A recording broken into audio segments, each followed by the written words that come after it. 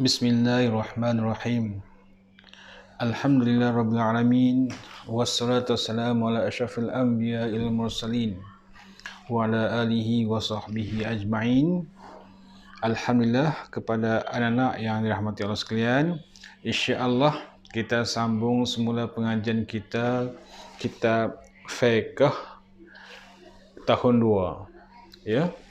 Kitab Fiqh tahun 2. InsyaAllah hari ini kita akan belajar juga berkenaan dengan tajuk yang lepas, iaitu bersuci. Bersuci ini bahasa Melayu, bahasa Arab dipanggil sebagai at-taharah. At-taharah, ya. Baik. Pada pengajian lepas kita telah faham bahawa bersuci itu apa dia? Bersuci adalah sesuatu yang wajib dalam ajaran Islam. Tanpa bersuci, ibadah kita takkan diterima oleh Allah Subhanahu Wa Taala. Baik. Bila sebutan bersuci ini, secara umumnya kita faham bahawa ia adalah satu proses untuk membersihkan diri atau pakaian ataupun tempat ibadah kita ni daripada sebarang najis. Ya. Bagi mereka yang bernajis, iaitu mereka yang ada kotoran pada badannya, yang kotoran tu macam mana? Kalau kotoran tu setakat debu, selut, tanah atau daki, itu dimaafkan.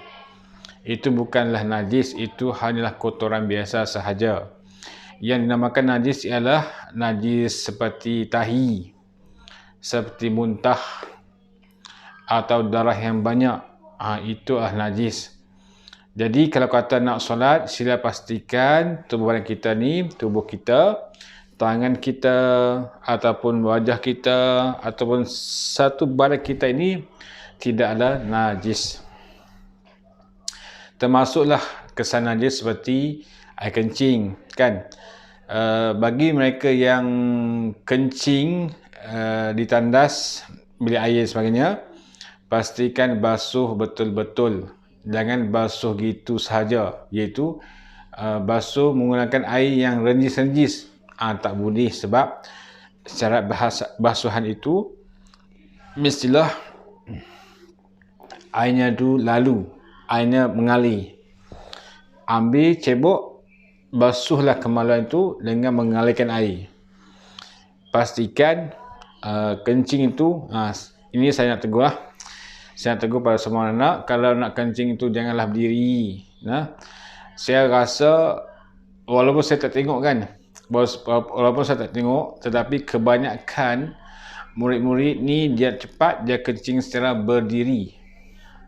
Dia cuma hala kemaluannya ke lubang tandas, kencing, kemudian memecik air kencing itu ke seluar ataupun pakaian kita ni.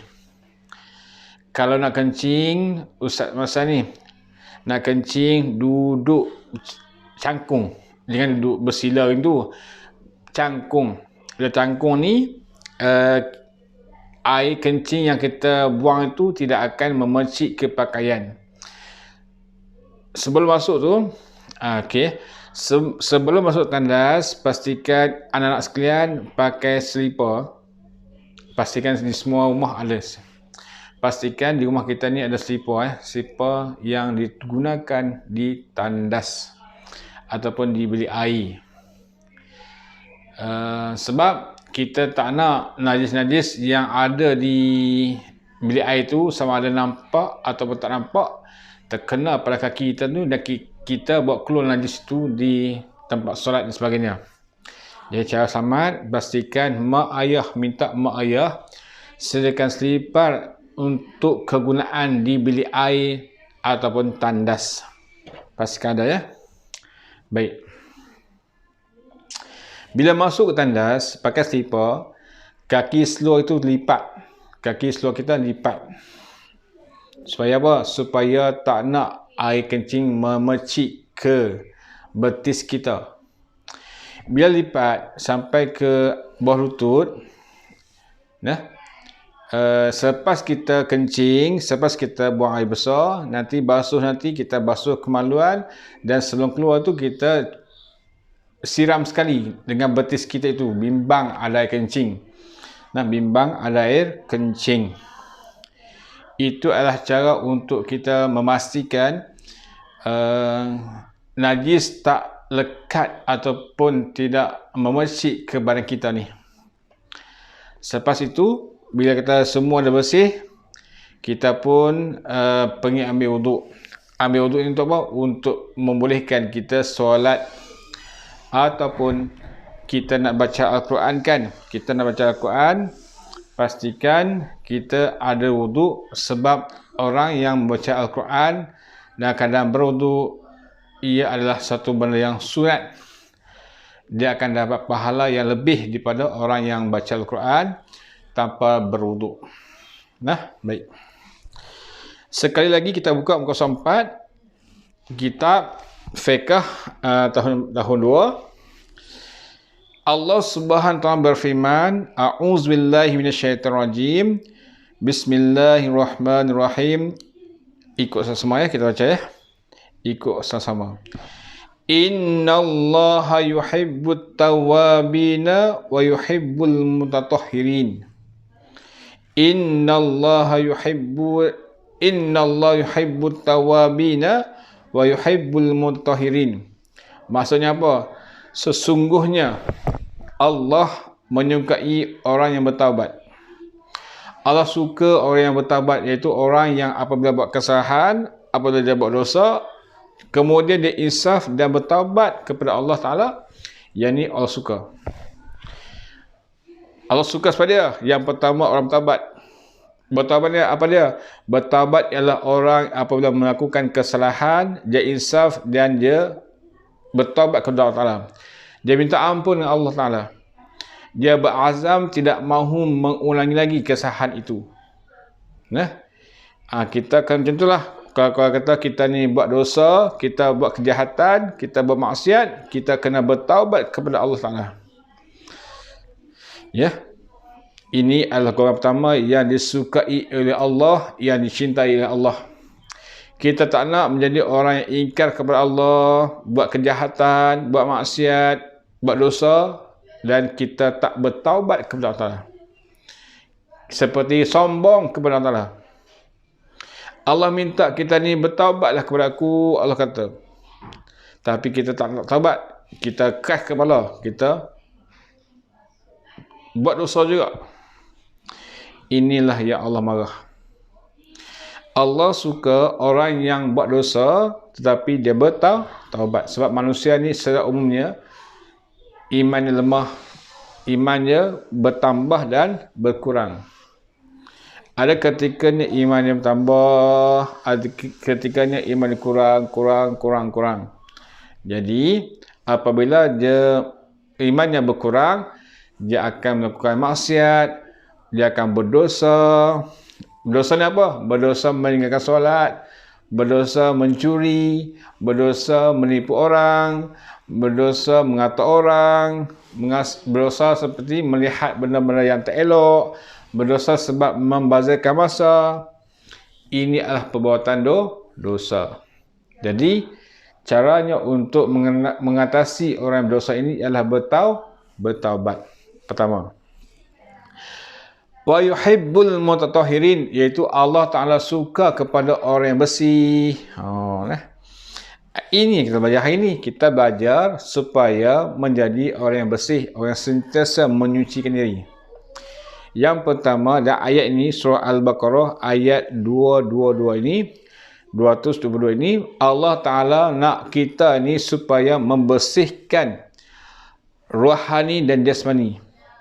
Yang pertama tadi, at-tawwabina, orang yang bertaubat ini ialah Allah nak kita bersihkan jiwa kita, bersihkan rohani kita.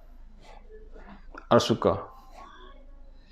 Allah tak suka kita ni pandai tapi ingkar kepada perintah Allah.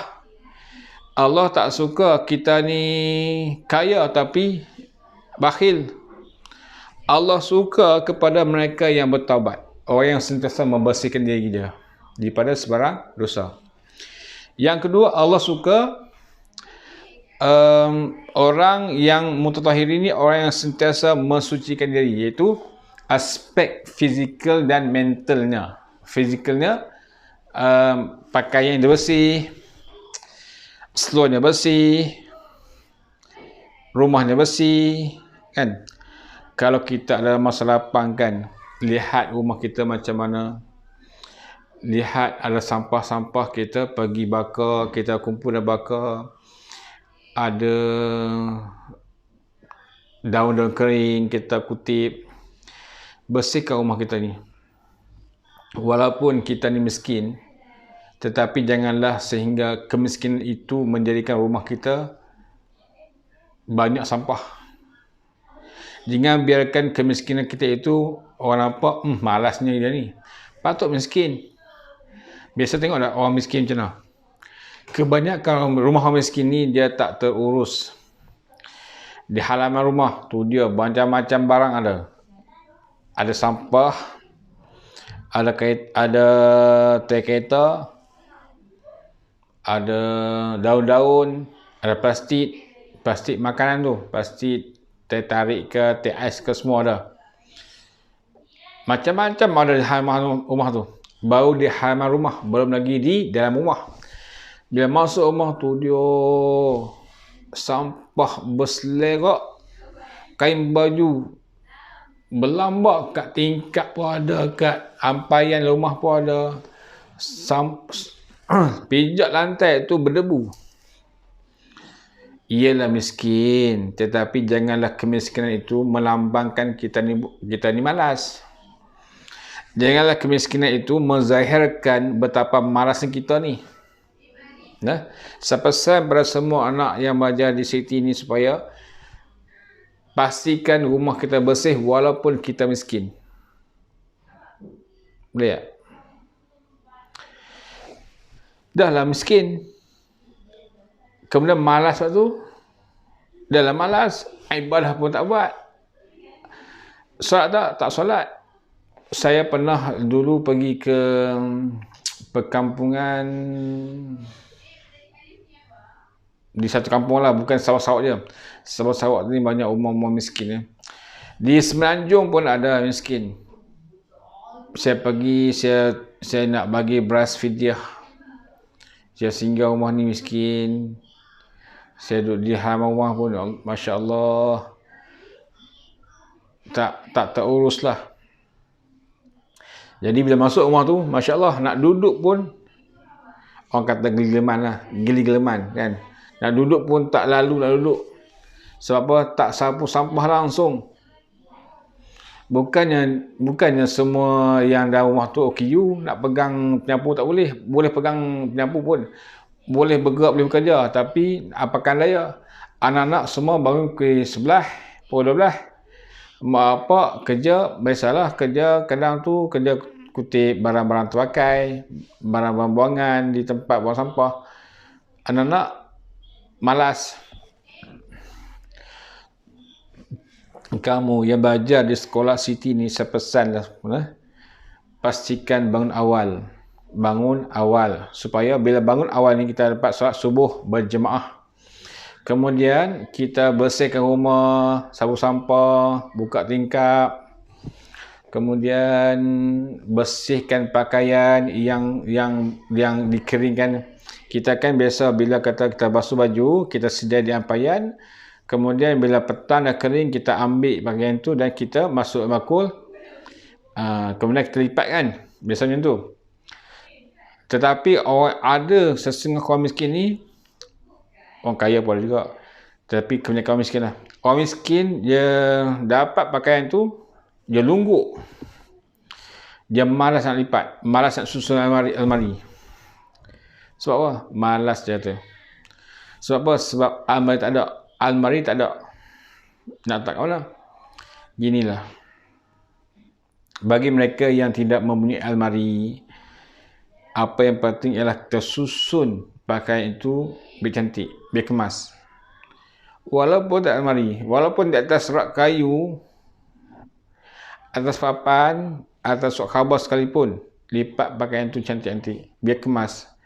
Di satu sudut pakaian, satu sudut buku. Ya? InsyaAllah orang datang melihat pun akan rasa kesian melihat betapa susahnya kita tu. Bila kata kita rajin tetapi kita miskin, orang akan simpati. Kalau kata kita miskin, ketika sama yang malas pula, habis. Orang akan hilang rasa kasihan tu. Orang kata amarah. Akan timbul rasa marah sebab kamu ni walaupun miskin, ketika sama kamu malas untuk uruskan rumah tangga. Nak uruskan pakaian-pakaian kamu. Nak bersihkan rumah. Bersihkan dapur, bersihkan bilik air. Masya Allah. Bilik air tu, saya pernah ke Sarawak, bilik air pun tak ada. Dia cuma ada tempat mandi di belakang rumah yang hanya ditutup dengan guni-guni putih. Itulah tahap kemiskinan mereka ni. Baik. Kita lihat semula muka surat 4 buku fiqh. Bersuci artinya membersihkan badan. Badan kita ni, muka kita, badan kita, kaki kita, semualah satu badan lah. Pakaian dan satu tempat atau benda dari segala hadas kecil dan hadas besar dan dari segala najis. Maksudnya, bersuci ini ialah membersihkan badan, pakaian dan satu tempat atau benda dari segala hadas kecil. Hadas kecil ni ialah manusia ni akan sentiasa berhadas kecil. Kenapa? Sebab kita kentut. Sebab kita buang air besar. Kita buang air kecil. Apa sahaja perkara-perkara yang batalkan wuduk itu kita buat. Maksudnya bila kata kita kentut, kita sedang berhadas. Berhadas kecil. Kalau kita nak angkat hadas kecil itu ialah dengan berwuduk. Kita ambil semayang. Kita ambil semayang macam mana? Nanti kita akan belajar cara untuk berwuduk. Cuma kali ini kita belajar berkenaan dengan bersuci dulu. Apakah maksud bersuci? Apakah maksud taharah? Dan hadas besar. Hadas besar ini ialah bagi mereka yang melakukan hubungan seksual ataupun berjima' ataupun datang haid ataupun keluar air mani. Itu adalah asbab ataupun sebab-sebab berlakunya hadas besar. Hadas besar caranya adalah mandi wajib ataupun mandi hadas besar. Kalau kata kita ni berhadas kecil, caranya untuk angkat hadas kecil itu ialah dengan mengambil wuduk. Saya syorkan pada semualah untuk berwuduk sepanjang masa.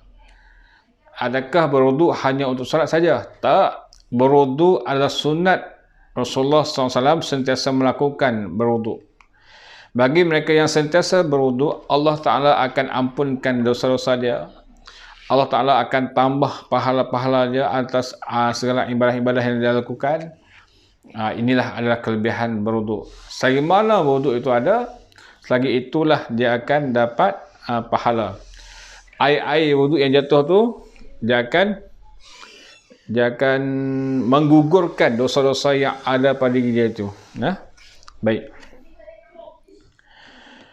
Untuk menghilangkan muka surat 5, untuk menghilangkan hadas ialah dengan berwuduk ataupun tayamum. Berwuduk ini mereka yang ada air lah, ataupun mereka yang tidak ada masalah menggunakan air pada tubuh badan. Tayamum ialah mengangkat hadas kecil itu dengan cara menggunakan debu. Bagi mereka yang tak boleh menggunakan air. Kalau guna air akan makin teruk luka-luka dia, akan mudaratkan diri dia. Ini adalah orang yang disunatkan, diwajibkan untuk bertayamum. Dan untuk menghilangkan najis pula dengan air yang suci lagi menyucikan. Kalau kata terkena najis, terkena tai ayam tangan, kita nak kena menggunakan air. Menggunakan air.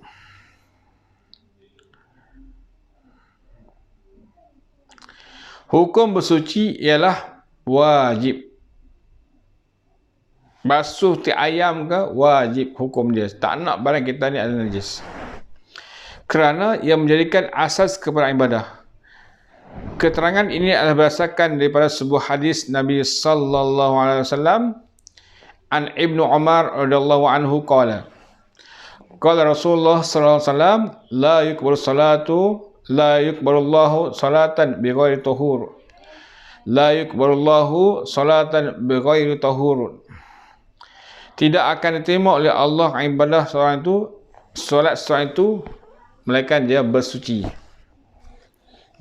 Maksudnya syarat untuk ibadah solat kita diterima Allah Ta'ala bersuci dengan cara berwuduk. Dengan tak boleh untuk kita pergi angkat takbir Allahu Akbar, baca Fatihah sampai salam. Bila selesai solat, tanya dia, dah ambil wuduk belum? Tak ambil lagi. Tak sah solat kamu. Tak terima. Solat kamu takkan diterima Allah Ta'ala sebab kamu tak berwuduk. Berwuduk untuk solat adalah wajib. Berwuduk untuk baca Al-Quran, sunat. Berwuduk untuk baca buku, sunat. Berwuduk untuk tawaf di Baitullah di Mekah, wajib. Itu hukum dia. Wajib apa? Wajib ini kena lakukan, kalau tak buat berdosa. Sunat apa? Sunat ni tak buat apa? Tak buat tak apa. Kalau buat dapat pahala. Itulah beza antara wajib dan sunat. Sekali lagi saya ulang, wajib ialah buat dapat pahala, tinggalkan dia dapat dosa. Maksudnya nak solat, bila nak solat itu wajib berwuduk. Bila berwuduk dia akan dapat pahala, solatnya sah. Kalau tak berwuduk dia akan dapat dosa, iaitu solatnya tak berwuduk itu, solat bagi orang yang tak berwuduk itu dapat dosa. Solatnya tak diterima Allah Ta'ala. Sunat ialah buat dapat pahala, tak buat tak apa. Nak baca Al-Quran, sunat untuk berwuduk. Bila kata kita berwuduk dan baca Al-Quran, kita akan dapat pahala berwuduk dan pahala baca Al-Quran. Kalau kata baca Al-Quran tanpa berwuduk, dapat pahala baca Al-Quran saja, tapi kita tak dapat pahala ekstra, pahala tambahan, iaitu mengambil wuduk. Baiklah, itulah pengajian kita pada hari ini berkenaan dengan taharah. InsyaAllah kelas akan datang saya akan terangkan dan saya akan bawa lah contoh-contoh peralatan-peralatan yang digunakan untuk bersuci, seperti air, batu, benda-benda kesat, ranting kayu dan debu. InsyaAllah untuk kuliah akan datang, Ustaz akan terangkan tentang alat-alat yang boleh digunakan untuk bersuci. InsyaAllah, jangan tinggalkan kelas ini. Okey, saya tak akan bagi sebarang latihan, sebab yang bagi Ustaz apa pentinglah kamu faham apa yang Ustaz sampaikan. Kalau tak faham, sila tinggalkan komen di bawah. InsyaAllah saya akan sentiasa berkongsi ilmu dengan anak semua, dan saya nak anak semua faham topik yang kita bincangkan, iaitu topik bersuci. Sekian untuk kali ini. Wabillahi taufiq wal hidayah. Assalamualaikum warahmatullahi wabarakatuh.